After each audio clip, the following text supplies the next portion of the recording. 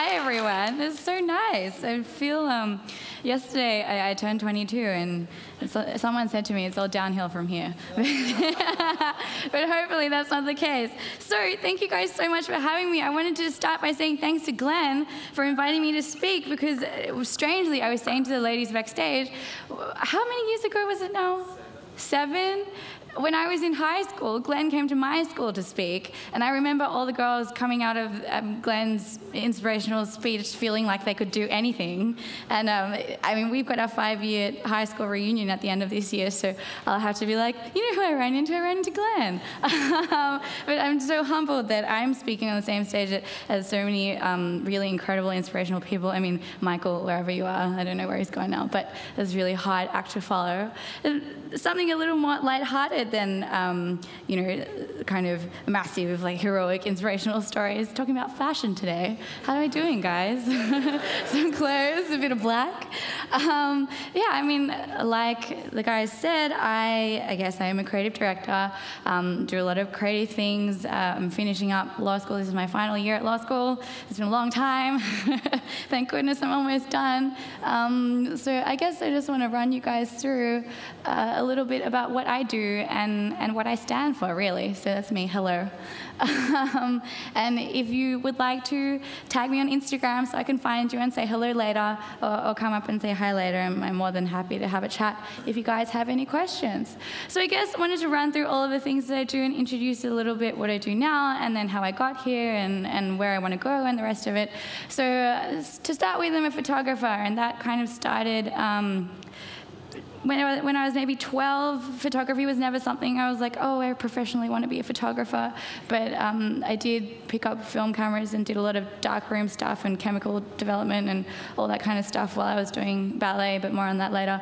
And now I shoot a lot, mainly fashion, shoot a lot of models, as you can see.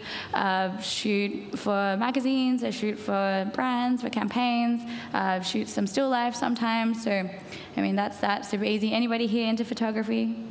No. I mean, we're all into photography. We all have Instagram, let's be honest. We're all going to all be professional photographers. I'm a stylist, again, mainly fashion, so I pull together clothes that people want to use in advertising campaigns or in editorial in magazines. I work with the editors and stuff to put together the editorials that you see in magazines. So maybe if you see my name in magazine one day, you'll be like, oh, that was that girl who spoke at the Hope Summit. Do both men's and women's, do a bit of still life, a bit of creative. My mother didn't really understand the jewelry and the cake thing, but I thought it was cool. Writer, I do a lot of freelance writing, so I have my own website called shineby3.com, which I started when I was 16. So probably around the time that Glenn came and spoke to us at school. Glenn can claim responsibility for that.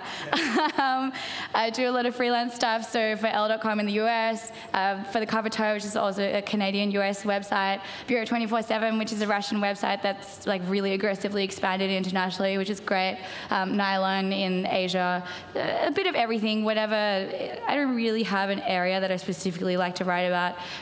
Believe it or not, there's only so many things that you can say about clothes. So love writing about you know, issues generally. I talk a little bit about politics, a bit about, you know, the economy, a bit about how those things influence fashion on my website, and, you know, speak quite strongly about how, you know, people who are young or people who are at the beginning of something should be going about, or what their mindset should be, really. But I'll talk a bit more about that later as well.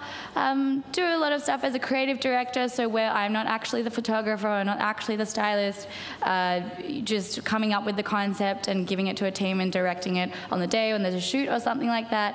And alongside that, I do a lot of consulting, so a big company like a Swarovski, for example, or a matchesfashion.com will come and be like, hey, Margaret, we want your ideas on, you know, what we should do this season, or how can we reach this consumer, how can we reach this new age group that we're really struggling with, how can we push this product that is maybe a little more adventurous, how can we communicate this without freaking people out and not losing our loyal customers.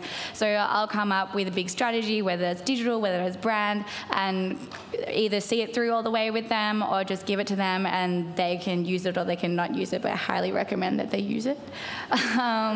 So brief history of MZ. I mean, it's not very long history. I turned 22 yesterday, as we know.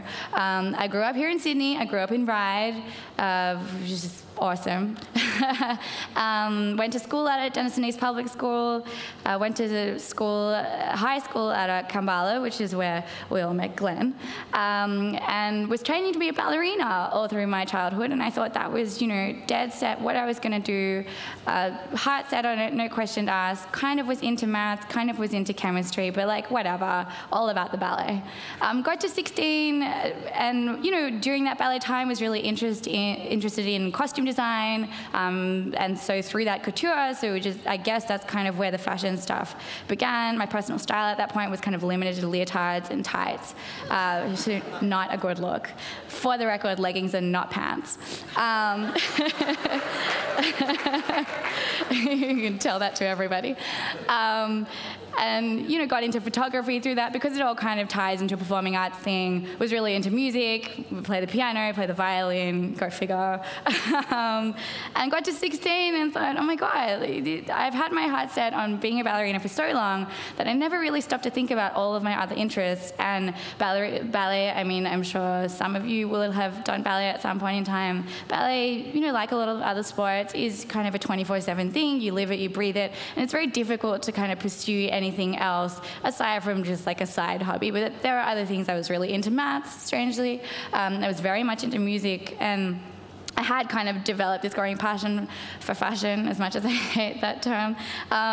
So at 16, in hindsight, it was a very large career decision, but at the time I was like, oh, well, this doesn't really make sense. I'm just going to step away from it.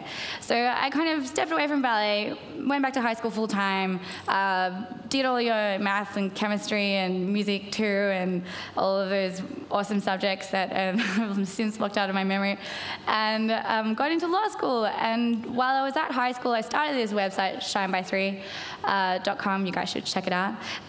Which at the time was just a mood board of things that I loved, and it was very genuine. And that's something that I would encourage you all to do. It's not ever to think about the commercial gains from the beginning, because it's never ever going to work. You always have to find something that you're passionate about and find a platform to communicate that to people. And that's when it's real, and that's when people listen. Because if you're trying to make money from day one, or you're trying to communicate something that isn't you, or you're trying to emulate something that somebody else is doing, I mean, it's just, it doesn't make sense. I mean, it's very intuitive, and it's just your gut instinct and what you really feel strongly about that people are going to listen to you about. Because, I mean, how else are you going to talk about something? It's like when someone's committed a murder and they're lying, like they can never tell the story backwards because it's not real. So how can you fabricate something and try to preach that to people if it's not what you really feel strongly about?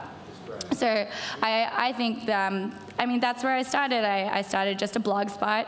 It was free. Started one night at 2 a.m. when I should have been in bed. Dad told me that I had to delete all the pictures that I save off the computer because I'd saved too many and I filled the hard drive way back when computers were still grey and boxy. And yeah, so I just uploaded everything. It was more kind of art photography based, more art based more than anything. It was closer to my ballet roots, less so about fashion. One day I decided to take pictures of myself and what I was wearing. Mum found me and said, what are you doing uploading pictures of yourself on the internet? And yeah, it just kind of grew from there. During my high school years, my last years in high school, year 11 and 12, kind of grew an audience without really realizing. I was lucky I started when I did because people were looking for that kind of Australian fashion digital authority that was starting to explode overseas. Unbeknownst to me, I had no idea what anyone else was doing at the time, and I thought I was the only one who was posting all these pictures, but you know, alas, no. And then got out of high school, got into law school, thought, great, I want to be a barrister. Didn't really know what a barrister meant. Thought it just meant like suits, it was kind of awesome, and nice offices, which is also kind of awesome. It's all real. I spoke at Ashurst, this law firm, a few months ago, and went into their offices with the partners. I was like, wow, this is like exactly what I thought it was going to be. But great thing I didn't end up here because you guys went back to work after we finished dinner at midnight. And I quite like my hours. Got into law school, didn't really understand, got into first semester and was like, what's happening? I don't understand. Like, this is not exactly what I thought it was going to be. Law system is not really justice, it's just the law system. And it was a little disenchanting at the time. And first at uni was when I really realized that there was some kind of audience and a a huge value in my following on Shine by 3. Instagram I don't think was really around back then. Tumblr was not really a massive thing. Twitter had only just started to pick up a little bit in Australia.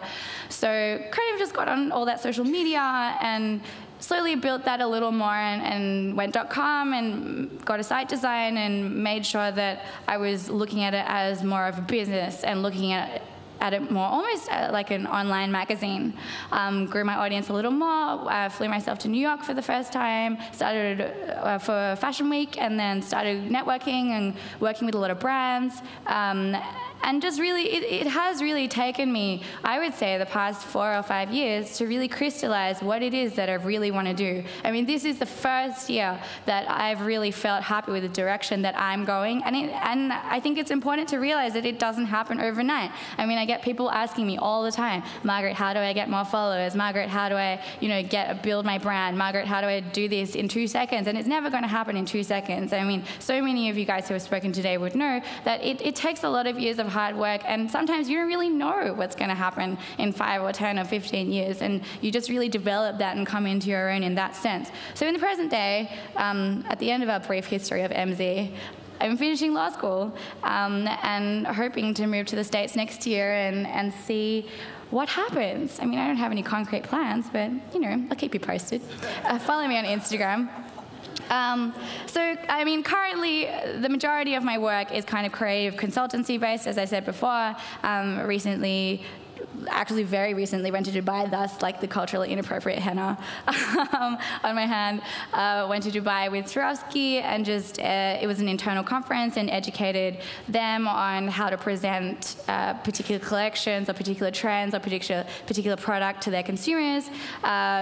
Went to Singapore the week before that for 1 day to shoot an editorial with Dion Lee. I don't know if you guys know Dion Lee, he's an Australian fashion designer. Shot an editorial of his stuff for L'Officiel, which is an international magazine. Before that, I was in the States, as we said, in Palm Springs for 2 days with Louis Vuitton, and then in New York for 2 days doing press stuff. Just recently signed as the face of Clinique, which is awesome, and they're great to work with. So, it's really mixed bag. Some with me in front of the camera, some with me behind the camera. It keeps me on my toes. It's never anything of the same. So this slide is something that I really want to preach to you guys today. And I always say this, and people get really dubious and really terrified, and they're like, oh, what do you mean break the rules? Like, we're not into that. It's society, like, that'll be anarchy. It's terrible. So this is something I really want to preach, because I think my whole career development has just been one massive break of one massive rule. I mean, nobody's supposed to start working when they're still finishing high school and then work at the same time as studying and then kind of bypass the whole, like, climbing up through the assistant thing and then work within the fashion industry in a space that never really existed before. I mean, that's not supposed to happen. And I think there is a huge allergy to that. I mean, people are allergic to change. People like to stick to the structure that they know. And I think a lot of people in the fashion industry who've taken a while to accept me or other digital influencers or, just new age stuff that freaks them out because they were traditionally print publications or traditionally, they interned for 15 years before they even got a paid job. And I think that allergy is something that, is totally justified. I totally get it. I did my fair share of internships, and everybody should need that work experience, and everybody's got to earn their stripes. But it doesn't mean that you can't do things a little differently, and you don't have to follow the structure that everybody gives you. So during high school, my careers advisor was like, Margaret, you're really good at maths. Like, you should go into pure mathematics. And I was like, oh, okay. Yeah, okay, that's cool. I mean, imagine what would have happened if I'd gone into pure mathematics. I would not be here. I mean, people will give you advice, and people will tell you what they think is good for you. I mean, my parents certainly had their views on what it was that I should be doing, and obviously very supportive, but my dad still thinks I have a shop, and that's not the case. And he tells everybody that I have a shop, and it's very disappointing for people who come to my website and it's not a shop. And my mother still doesn't fully understand what it is I do, but stalks me on Instagram just to make sure I'm alive when I'm traveling and make sure that I'm not posting pictures in bikinis, which is like totally not okay. And my brother is only interested because his ex-girlfriend was a super fan, so that's the only reason he was interested for that short period of time, and now he doesn't care. But, you know, all of them will tell me, oh, you know, Margaret, don't you think that you should do like all this extracurricular stuff during law school? You should do a clerkship because everyone else is doing that. And you're like, you know, it's all the time in the world. Definitely do your studies, but uni's always going to be there, and the career's always going to be there. Law doesn't move that fast. You can come back to it in 5 years. Online, on the other hand, 2 seconds is like 2 years. I mean, I didn't blog for a week, and everyone's like, are you dead? Like, where are you? It's a lifetime. So, you know, I think for not even just for youth. I mean, I'm obviously a huge advocate for young people just pushing really hard and doing as much as they can. But, you know, it's so much about anybody who's at the beginning of something or changing, like in a transitional period. If you're at the end of high school and going into uni, if you've come out of uni and going into a job, or if you're finishing up a career that you weren't really into and weren't truly passionate about and going into something new. Like, this is a time when you can kind of break the rules and really look at what opportunities you have, what tools you have, and you know so much more than you think you do. Hang on, let me see if this is going to go next. There we go.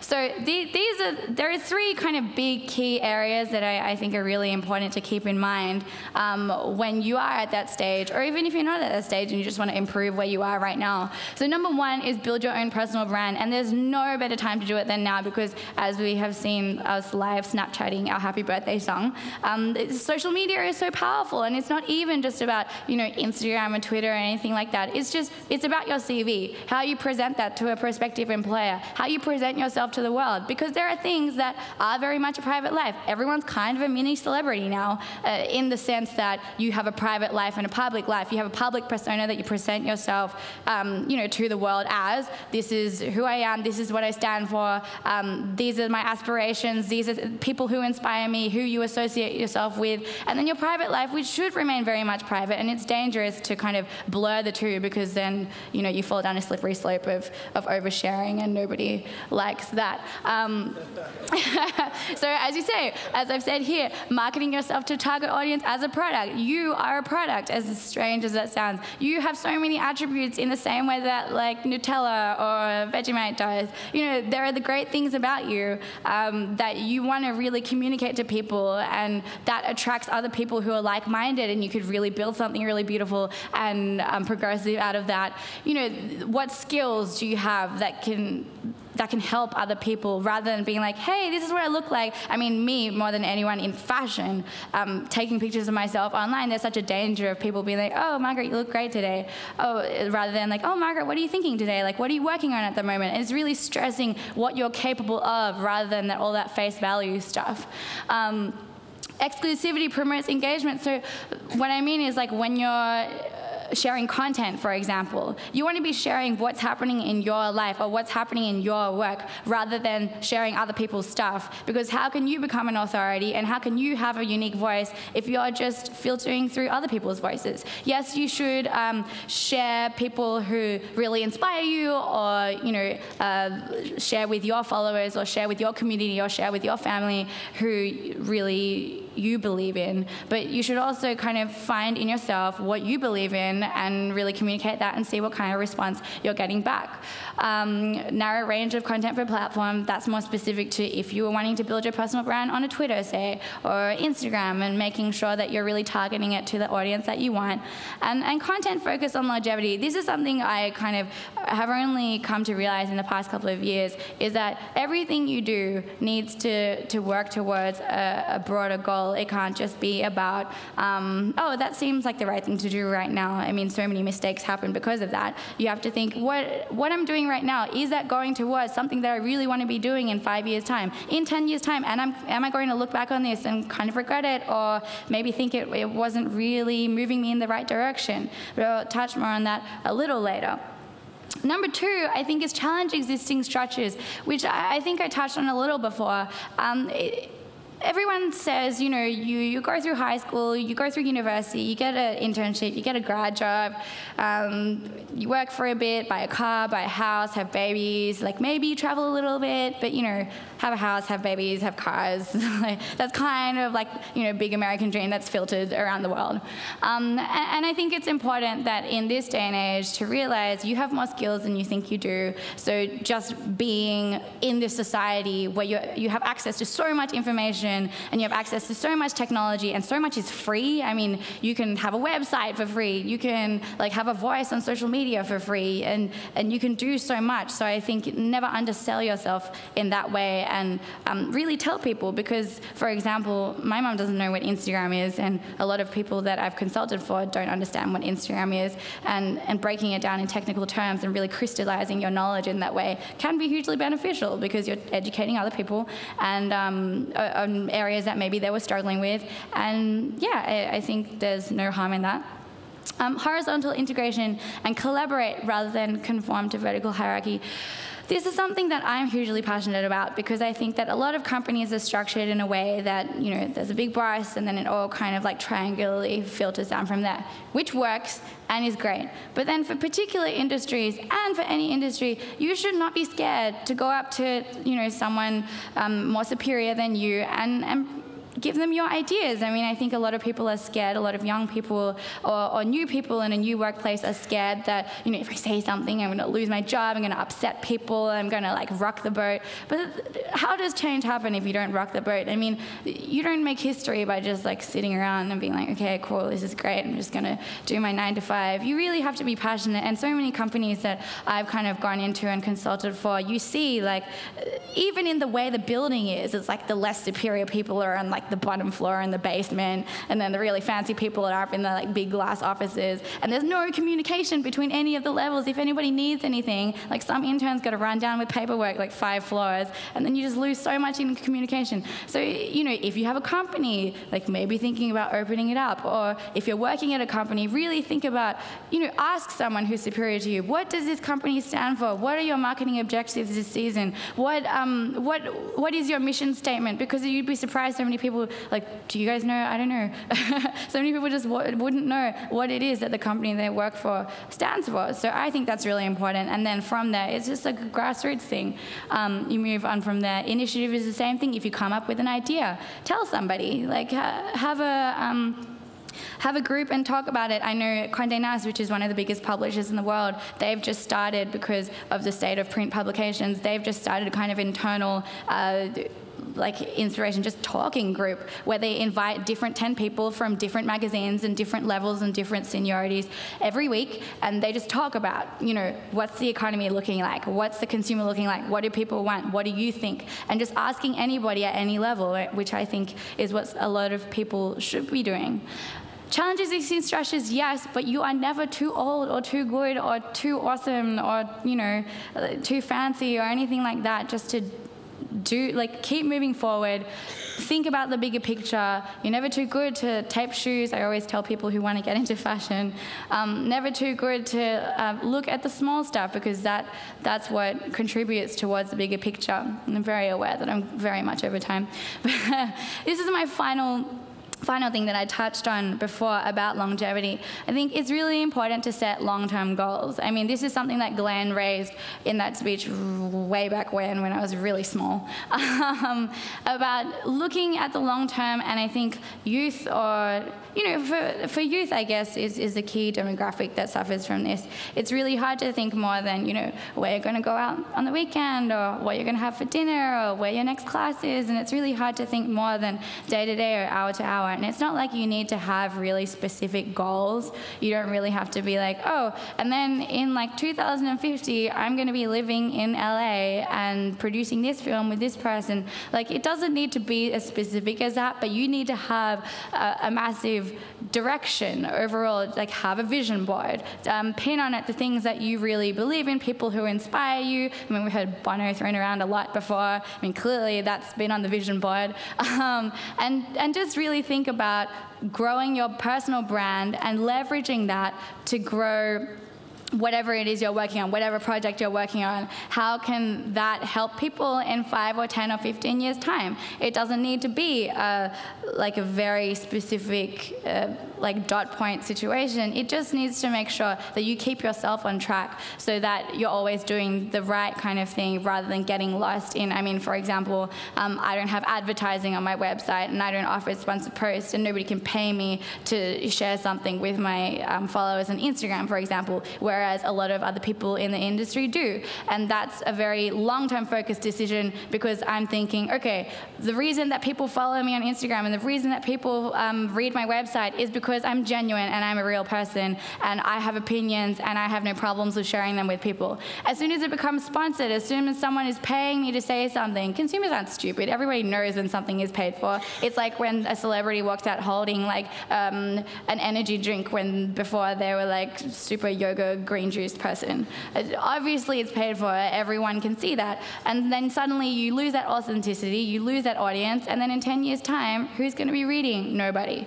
So just little, that's like a small example, but things like that where very small, what would be seeming like short-term beneficial or commercial gain decisions can really damage you in the long term. So just really think about that. I think that's super important. Fostering real relationships professionally and personally. I mean, I spoke about Swarovski before. I was just in Dubai with them. I've been working with Swarovski for 4 years. I worked with their local PR communications manager, not necessarily paid, just talking to them, giving them ideas, really fostering a real relationship, and now I consult for them on a global level. I mean, that's only comes from a lot of years of just being really involved in the company, showing that them that you're passionate. Nothing's going to ever happen overnight, as I said before. It just really is about the hard work, and relationships do matter. I mean, even from friends or like ex-boyfriends, or just maintaining that kind of rapport with people throughout your life